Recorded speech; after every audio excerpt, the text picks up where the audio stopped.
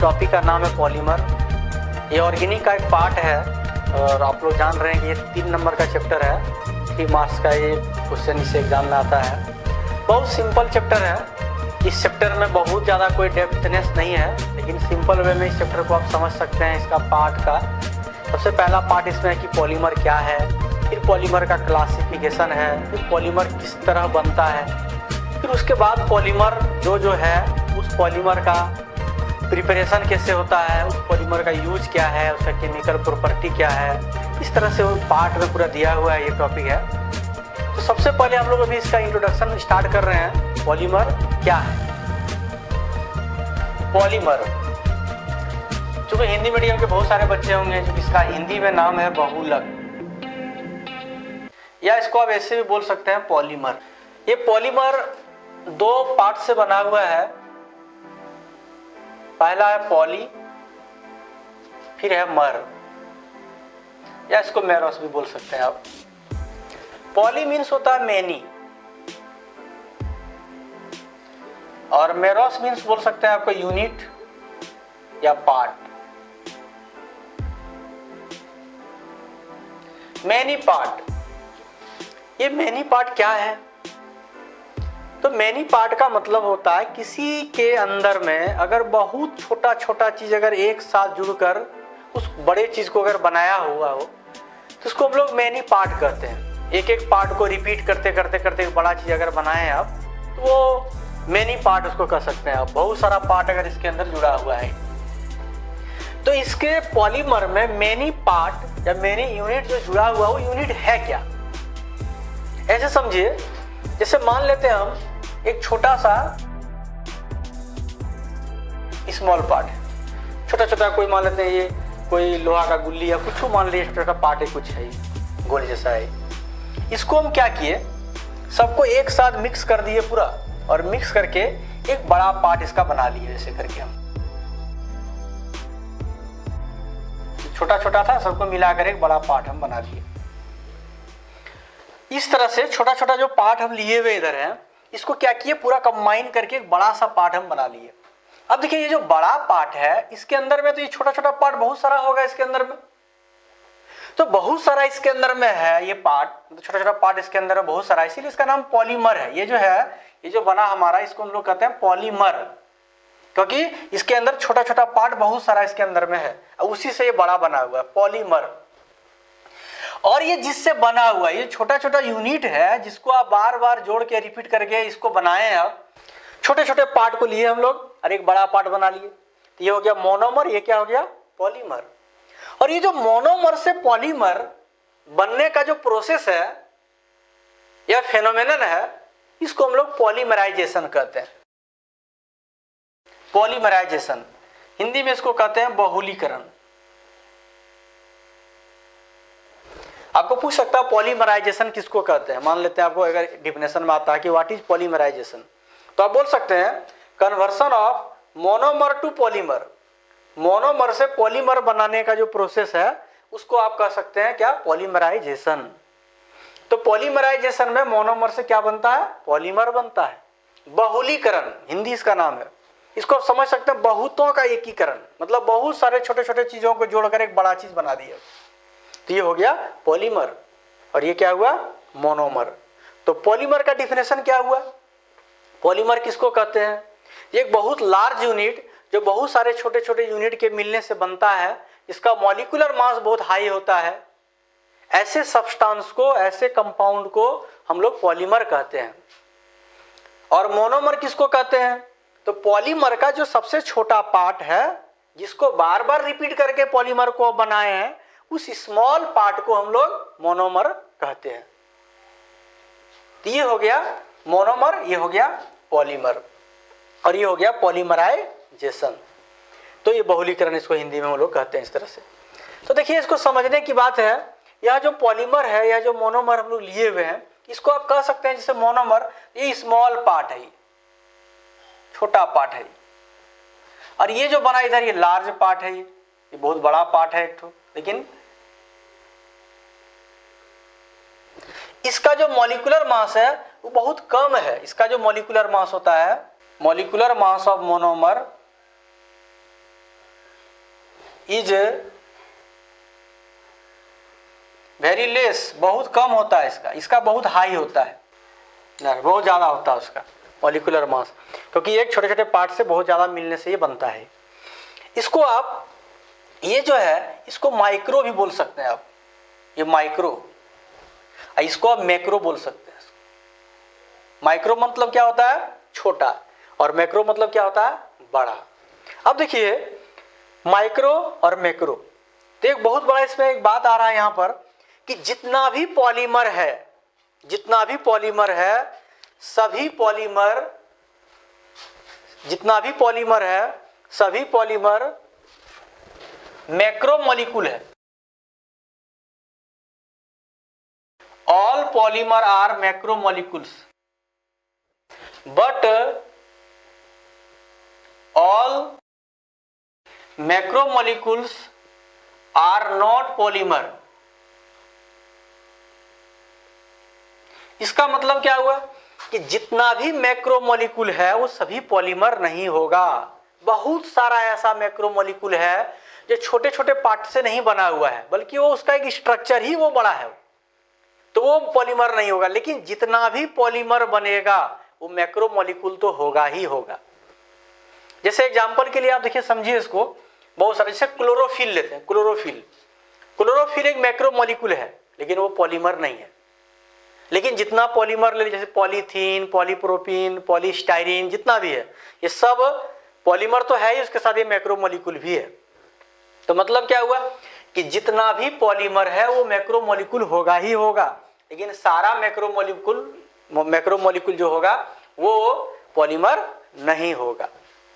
अब देखिए इसमें एक चीज और है कि जो पॉलीमर बनेगा उसका मॉलिक्यूलर मास बहुत हाई होता है। अब इसको ऐसे समझिए आप, जैसे कुछ केमिकल, इसका एग्जांपल लेके हम बताते हैं आपको हम कि पॉलीमर किस तरह बनता है।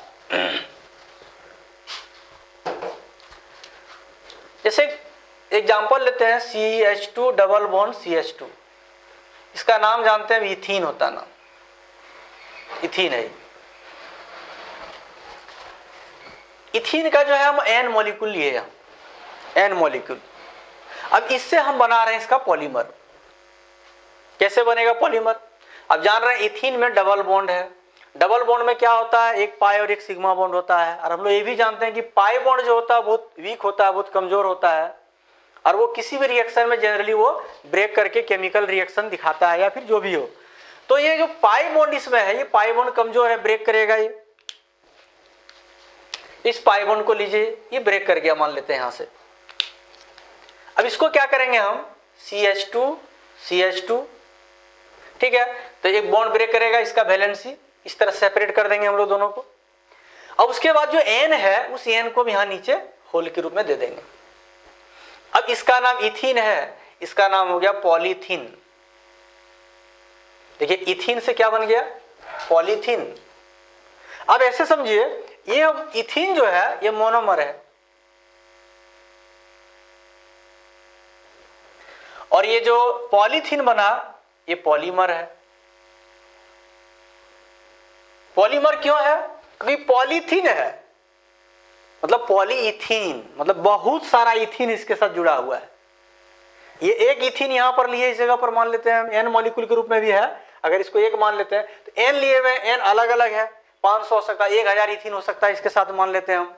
अगर यहाँ 500 इथीन लेते हैं, N की जगह हम 500 ले लिए, मान लेते हैं N की जगह हम 500 ले लेते हैं, तो 500 इथीन यहां पर लेंगे, वो अलग अलग लेंगे। अब 500 इथीन को एक साथ जोड़ दिए हम, तो ये क्या बन गया, पॉलीथीन, मतलब बहुत सारा इथीन एक साथ जुड़ गया। अब देखिए इसमें समझने वाली बात जो है ये कि अगर आप 500 इथीन को एक साथ जोड़ रहे हैं तो प्रत्येक इथीन का जो मॉलिक्यूलर मास है वो भी तो ऐड हो जाएगा। जैसे मान लेते हैं एक इथीन का मॉलिक्यूलर मास कितना है, मॉलिक्यूलर मास इथीन का जो है कितना, 2 कार्बन है, तो कितना हो जाएगा 12 गुना 2, क्योंकि कार्बन का एटॉमिक मास कितना होता है 12, 4 हाइड्रोजन है तो बराबर कितना हो जाएगा 28। यानी इथीन का जो मॉलिक्यूलर मास कितना हो गया 28, 28। एक इथीन का मॉलिक्यूलर मास यहाँ निकाले हम।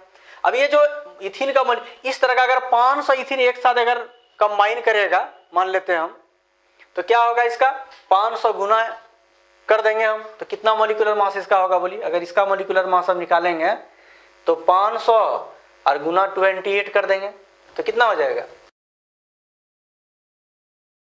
तो 500 गुना 28 कर दिए हम तो कितना हो गया 14,000। यानी इसका मॉलिक्यूलर मास कितना हो गया 14,000 इसका मॉलिक्यूलर मास हो गया आपका जो है ये पॉलीमर जो बना उसका। तो जो पॉलीमर बनता है इस पॉलीमर का जो मॉलिक्यूलर मास है वो 10⁻³ से 10⁻7 U या AMU आप बोल सकते हैं, जो कि यूनिट होता है मॉलिक्यूलर मास का, आप जानते हैं 10⁻³ से 10⁻7 U। मतलब क्या हुआ कि जो पॉलीमर बनता है उसका मॉलिक्यूलर मास बहुत हाई हो जाता है। क्यों मॉलिक्यूलर मास उसका हाई हो जाता है, क्योंकि बहुत सारा छोटा छोटा यूनिट से मिलकर वो बनता है, इसीलिए इसका मॉलिक्यूलर मास बहुत हाई होता है, इसीलिए इसको हाई मॉलिक्यूलर सब्सटेंस भी कहा जाता है। पॉलीमर को हाई मॉलिक्यूलर सब्सटेंस भी कहा जाता है, इसके अंदर मॉलिक्यूलर मास बहुत ज्यादा होता है। तो अब यही समझ गए कि जैसे इथीन लिए हम 500 इथीन को अगर एक साथ ऐड कर दिए तो ये जो इसका जो मॉलिक्यूलर मास है इसको 500 से इंटू कर देंगे, इतना सारा मॉलिक्यूलर मास, इसका मॉलिक्यूलर मास बहुत हाई हो जाएगा पॉलीमर का, इसीलिए इसको हाई मॉलिक्यूलर सब्सटेंस भी कहा जाता है। मैक्रो मॉलिक्यूल इसलिए कहते हैं इसको पॉलीमर को। अब देखिए ये तो हम लोग इस तरह से, अगर इसको आप इस तरह समझना चाहें थोड़ा पॉलीमर को और देखिए विस्तृत रूप से, तो CH2 जैसे लिए हैं यहाँ पर, अब एन मान लेते हैं। अब इसको ऐसे समझिए CH2 का एक मॉलिक्यूल हम यहाँ लिए, CH2 इथीन का एक मॉलिक्यूल हो गया, ये एक मॉलिक्यूल और इसके साथ ऐड कर दीजिए CH2 फिर एक मॉलिक्यूल को ऐड कर दीजिए आप CH2 एक मॉलिक्यूल और ऐड कर दीजिए CH2 एक मॉलिक्यूल और ऐड कर दीजिए आप CH2 और ये चलते जाएगा, ये 500 1000 उससे ज्यादा भी हो सकता है, ये मॉलिक्यूल ऐड हो सकता है इसके साथ। तो ये क्या हुआ, ये 1 यूनिट हुआ, यानी 1 यूनिट ऑफ इथीन का एक यूनिट हुआ, ये दूसरा यूनिट हुआ, ये तीसरा यूनिट हुआ, ये चौथा, ये पांचवा, ऐसे क्या हुआ है चलते जा रहा है, कंटिन्यूअस चलते जा रहा है। यानी कह सकते हैं इसको एक मोनोमर ये हुआ, ये मोनोमर, ये मोनोमर, ये मोनोमर, ये प्रत्येक एक एक यूनिट एक एक मोनोमर हुआ ये, और ये चलते जाएगा। इतना लंबा कौन लिखेगा इसको इतना, इसीलिए क्या करते हैं इसको हम लोग सिंपल वे में CH2 और इसके नीचे होल N दे देते हैं इस तरह से। इस N का मतलब क्या होता है कि CH2 बहुत सारा यूनिट एक दूसरे के साथ ऐड होके ये स्टेट चेन या फिर ब्रांच के रूप में जैसे भी हो ये बढ़ते जा रहा है। इसीलिए इतना लंबा नहीं लिखकर इसको शॉर्टकट में CH2 का होल N लिख दिया जाता है। तो आपको समझना है इसी तरह से जुड़ा हुआ है ये पूरा, इसको सिंपल वे में ऐसे लिखा जाता है। तो ये हो गया आपका इथीन, ये हो गया पॉलीथीन, मतलब बहुत सारा इथीन एक साथ जुड़ा हुआ है इसमें। ये हो गया मोनोमर, ये हो गया पॉलीमर, इसको कहते हैं पॉलीमर। और ये जो प्रोसेस है बनने का इसको हम लोग पॉलीमराइजेशन कहते हैं। अब इसमें देखना हम लोगों को है कि पॉलीमर कितने प्रकार का होता है, क्लासिफिकेशन ऑफ पॉलीमर। क्योंकि हम लोग NCERT बेस्ड चल रहे हैं, आपको NCERT पढ़ना है। आप NCERT से अगर कम पढ़ते हैं तो आपके एग्जाम में क्वेश्चन टैली नहीं करेगा आपको, क्योंकि आपको वो क्वेश्चन पढ़ना है और वो टॉपिक आपको पॉलीमर का बेस देखना है जो NCERT के आधार पर हो। तो NCERT आपको मुख्य रूप से फोकस करना है, क्योंकि सारा क्वेश्चन NCERT से ही आएगा। और लगभग हम लोग देख रहे हैं 10 साल से जैक बोर्ड हो, बिहार बोर्ड हो या कोई भी बोर्ड हो, केमिस्ट्री में विशेष रूप से आपका एग्जाम में जो क्वेश्चन आ रहा है वो NCERT से ही आता है। और बोर्ड यहाँ तक भी बोलता है कि अब NCERT को थ्रू आउट पढ़ें, इससे बाहर क्वेश्चन भी नहीं आने वाला आपको। तो NCERT विशेष रूप से आप देखेंगे आप लोग। तो इसका जो पार्ट है इसी तरह से बहुत सारा पॉलीमर आप ले सकते हैं। जैसे ऐसे समझिए, इसको सिंपल वे में आप बताते हैं। सिंपल में देखते हैं हम लोग, जैसे एक पॉलीमर लेते हैं, ये अब ये जो है इस तरह से ये बना गया पॉलीमर, ये हो गया मोनोमर, ये हो गया पॉलीमर। अब इसको समझिए ऐसे इस तरह से जुड़ा हुआ, ये देख रहे हैं, इस तरह से ये जुड़ते जा रहा है। जैसे अभी नीचे हम लोग देखे इस तरह से जुड़ते जा रहा है। इतना लंबा लिखे हैं इसको, इसी को शॉर्ट में ऐसे एक के नीचे होल N लिखा हुआ ऐसे है। इसका मतलब बहुत सारा ये जुड़ रहा है एक साथ। तो ये क्या हुआ, ये पॉलीमर हुआ, ये क्या हो गया मोनोमर। अब किसी पॉलीमर में एक ही प्रकार का मोनोमर रहेगा ऐसा जरूरी नहीं है। जैसे मान लेते हैं हम यहाँ 2 मोनोमर लेते हैं, एक A लेते हैं, एक B लेते हैं, इस तरह से। अब इसका जो पॉलीमर बनेगा, ऐसे बनेगा ये बी, इसके नीचे होल एन। अब इसको ऐसे समझ सकते हैं, ए के बाद क्या जुड़ेगा बी। दो तरह का मोनोमर है, टू टाइप्स ऑफ मोनोमर, दो प्रकार का मोनोमर है, दो नहीं है समझना आपको है, दो प्रकार का मोनोमर है। अब ए के साथ बी, फिर क्या जुड़ेगा ए, फिर क्या जुड़ेगा बी, फिर क्या जुड़ेगा ए, फिर क्या बी, इस तरह से A B A B A B A चलते जाएगा ये। तो इतना लंबा लेके शॉर्ट में इसको क्या लिखते हैं, ए बी का होल एन लगाते हैं यहाँ पर। ये क्या हो गया पॉलीमर। तो ये जो पॉलीमर बना इसका मोनोमर दो हुआ, ए और बी। तो अगर हमको एग्जाम में ये दे के पूछ दे कि what is monomer of this polymer, तो आपको बोलना है ए एंड बी। अब इसका नाम जो भी है हम आगे देखेंगे एग्जाम्पल में, बहुत सारा इसमें पॉलीमर आएगा, उसको हम लोग आगे के वीडियोज में आगे के क्लास में इसको देखेंगे बढ़िया से हम लोग। तो इस तरह से ये जुड़ता है। तो इस तरह आपको समझना है कि ये पॉलीमर हुआ और इसका ये मोनोमर हुआ, इस तरह से। अब इसमें जो सबसे इंपॉर्टेंट पार्ट इसका शुरू हो रहा है यहाँ से, वो है क्लासिफिकेशन ऑफ पॉलीमर। पॉलीमर का क्लासिफिकेशन जो एनसीईआरटी में दिया हुआ है, उसके आधार पर हम लोग देखेंगे इसको। तो अगर इसका क्लासिफिकेशन पर हम लोग आएंगे, क्लासिफिकेशन ऑफ पॉलीमर, पहला क्लासिफिकेशन है classification on the basis of source. दूसरा है classification on the basis of structure. तीसरा है classification on the basis of molecular force. और तीसरा है classification on the basis of preparation.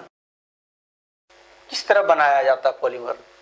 तो पॉलीमर का जो चार तरह का इसका क्लासिफिकेशन किया गया है, इसको है classification on the basis of source, classification on the basis of structure, classification on the basis of molecular force और classification on the basis of preparation. किस तरह से बनता है, तो चार प्रकार से इस तरह से इसको बांटा गया है। पहला जो है classification on the basis of source.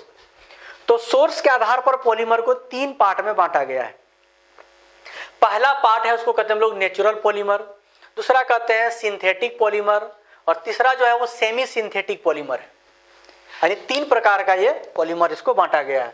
Source मतलब होता है कि पॉलीमर आपको कहां से प्राप्त होता है, कहां से वो मिल रहा है आपको। इसके आधार पर पॉलीमर जो है वो तीन प्रकार का होता है।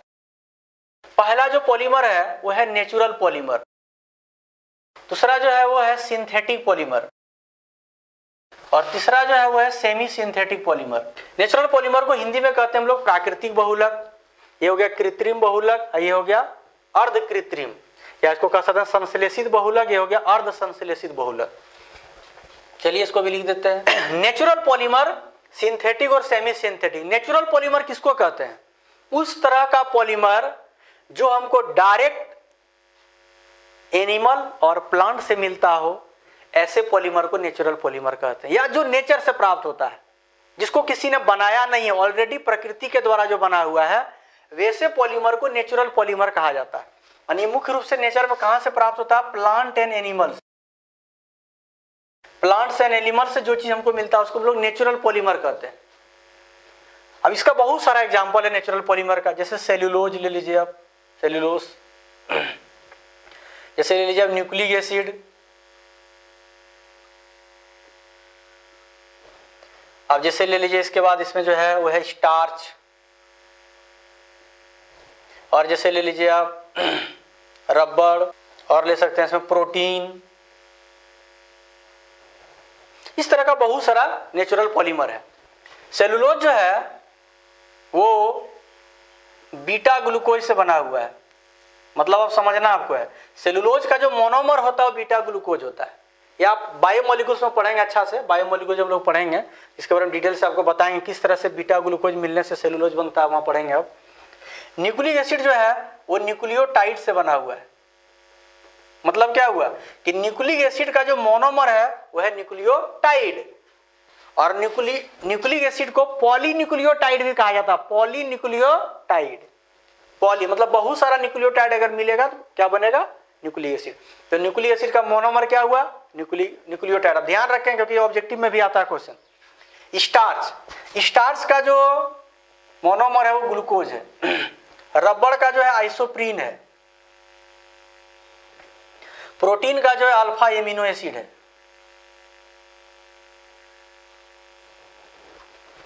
तो ध्यान रखेंगे इसको, क्योंकि ये ऑब्जेक्टिव में भी एग्जाम में आता है। तो सेलुलोज का हो गया बीटा ग्लूकोज, न्यूक्लिक एसिड का हो गया न्यूक्लियोटाइड, स्टार्च का हो गया ग्लूकोज, रबड़ का आइसोप्रीन और प्रोटीन का अल्फा एमिनो एसिड। बहुत सारा अल्फा एमिनो एसिड जब मिलता है तो प्रोटीन बनता है। तो ये जो है ये नेचुरली बना हुआ है, इसको हम लोग नेचुरल पॉलीमर कहते हैं। सिंथेटिक पॉलीमर किसको कहते हैं? सिंथेटिक पॉलीमर वैसे पॉलीमर को कहा जाता है जो मैन मेड है, या कह सकते हैं जो साइंटिस्ट के द्वारा बनाया गया है, या जो लेबोरेटरी में प्रयोगशाला में जो बनाया गया हो, मनुष्य के द्वारा जो बनाया हुआ हो, वैसे पॉलीमर को सिंथेटिक पॉलीमर कहा जाता है। ये प्योर एकदम सिंथेटिक है, इसमें ये नेचुरल। तो कहने का मतलब ये हुआ कि मैन मेड पॉलीमर कह सकते हैं इसको, मनुष्य के द्वारा जो बनाया हुआ पॉलीमर हो। और आपको जानकारी के लिए हम बता दें, जितना पॉलीमर है ज्यादातर पॉलीमर सिंथेटिक पॉलीमर ही है। अब 90% से ऊपर भी जा सकते हैं। ज्यादातर पॉलीमर जितना पढ़िएगा ज्यादातर सब सिंथेटिक पॉलीमर ही है। सब पॉलीमर ज्यादातर जितना सिंथेटिक है। इसका बहुत सारा एग्जांपल, इसी को आपको पूरा चैप्टर में लगभग पढ़ना आपको है। सिंथेटिक पॉलीमर बहुत सारे, जैसे ले लीजिए पॉलीथीन, अभी देखेंगे हम लोग चैप्टर में पूरा। ये पॉलीथीन हो गया, जैसे नाइलॉन 6 हो गया, जैसे नाइलॉन 6 हो गया, जैसे पॉलिस्टर हो गया, जैसे मान लीजिए जैसे आप पीवीसी ले सकते हैं, पॉलीविनाइल क्लोराइड ले सकते हैं, PAN ले सकते हैं, पॉलीएक्रिलोनाइट्राइल है। इस तरह का जितना भी पॉलीमर है ये सब सिंथेटिक पॉलीमर है। ये किससे बना हुआ है इसका मोनोमर हम आगे पढ़ेंगे, इस टॉपिक में पूरा डिटेल है इस सब का, आप आगे पढ़ेंगे। तो ये सब जितना भी पॉलीमर है सब सिंथेटिक पॉलीमर है, और ज्यादातर पॉलीमर आपको हम बता चुके हैं सब सिंथेटिक पॉलीमर ही है। तो सिंथेटिक पॉलीमर आप समझ गए, वैसे पॉलीमर जो मनुष्य के द्वारा प्रयोगशाला में बनाया गया हो, या मैन मेड पॉलीमर इसको हम लोग बोल सकते हैं आप। तीसरा जो पॉलीमर है वो है semi synthetic polymer. Semi synthetic polymer किसको कहते हैं? उस प्रकार का पॉलीमर जो नेचुरल पॉलीमर के केमिकल मॉडिफिकेशन के द्वारा बनाया जाता है, ऐसे पॉलीमर को सिंथेटिक पॉलीमर कहा जाता है। मतलब ये जो नेचुरल पॉलीमर है इसको केमिकल मॉडिफिकेशन करेंगे, मतलब इसमें किसी केमिकल रिएक्शन या केमिकल चेंजेस के द्वारा इसको दूसरे रूप में परिवर्तित करके जो पॉलीमर को बनाया जाता है, ऐसे पॉलीमर को हम लोग सेमी सिंथेटिक पॉलीमर कहते हैं। नेचुरल पॉलीमर का केमिकल मॉडिफिकेशन करेंगे हम लोग, केमिकल रिएक्शन उसके साथ करके एक नया पॉलीमर जो बनेगा, वैसे पॉलीमर को हम लोग सेमी सिंथेटिक पॉलीमर कहेंगे। जैसे इसमें एग्जांपल के लिए ले सकते हैं आप सेलुलोज नाइट्रेट, सेलुलोज एसीटेट या डाइएसीटेट बोल सकते हैं इसको आप। तो इस तरह से सेलुलोज नाइट्रेट एसीटेट लेके बना सकते हैं। सेलुलोज क्या है बताइए आप? सेलुलोज जो है वो नेचुरल पॉलीमर है। नाइट्रेट केमिकल मॉडिफिकेशन किया इसके साथ, तो सेलुलोज नाइट्रेट बना। तो कहने का मतलब हुआ सेमी सिंथेटिक पॉलीमर कहते हैं जब नेचुरल पॉलीमर का केमिकल मॉडिफिकेशन किया जाता है तो जो पॉलीमर बनता है उसको आप सेमी सिंथेटिक पॉलीमर कह सकते हैं। यानी दूसरे भाषा में समझ लीजिए इसको, मतलब नेचुरल प्लस थोड़ा सिंथेटिक दोनों को मिक्सअप करके जो बनाया गया वो सेमी सिंथेटिक हो गया। वो इसके अंदर नेचुरल वाला भी गुण थोड़ा आपको मिल सकता है और सिंथेटिक वाला भी थोड़ा सा मिल गया। तो इस तरह से ये 3 प्रकार का हुआ। तो चलिए फिर हम लोग नेक्स्ट वीडियो में इसको देखेंगे। आज हम लोग इतना देखें, फिर अगला क्लासिफिकेशन आपको नेक्स्ट वीडियो में इसको हम बताएंगे। चलिए धन्यवाद।